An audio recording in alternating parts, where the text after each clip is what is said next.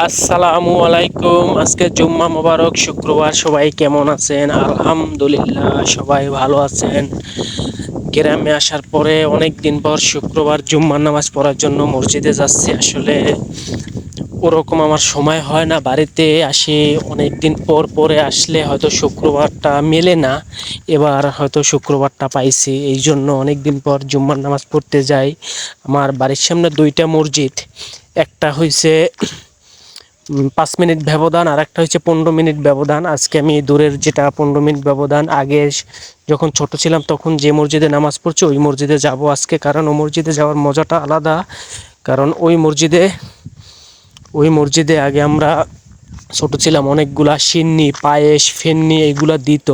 ঠিক আছে, আমরা সবসময় মজা করে খাইতাম। এই জন্য আজকেও আসলে শৈশবকালের কিছু জিনিস স্মৃতি থাকে, এটা ভালো লাগে। এই জন্য আজকেও আমি ওই মসজিদেই যাব সিন্নি বা পায়েস বা ফেন্নি এগুলো খাওয়ার জন্য। ঠিক আছে, এই জন্য আজকে আমি ওই মসজিদেই যাব।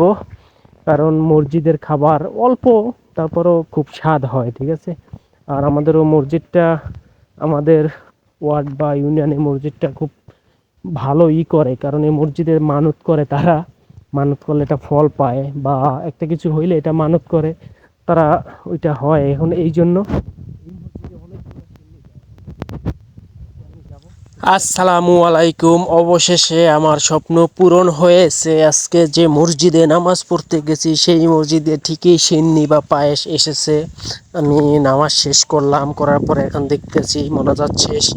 এখন এই যে খাদেম সাহেব আছে, ঠিক আছে, উনি এগুলো ভাগ করে দিতে আছে, আরও ভিতরে আছে। একটা শেষ হবে, আবার আরেকটা দেওয়া শুরু করবে। অনেকগুলো আসলে স্বাদ আছে অনেক। ঠিক আছে, এই জিনিসগুলো অনেক স্বাদের খাবার।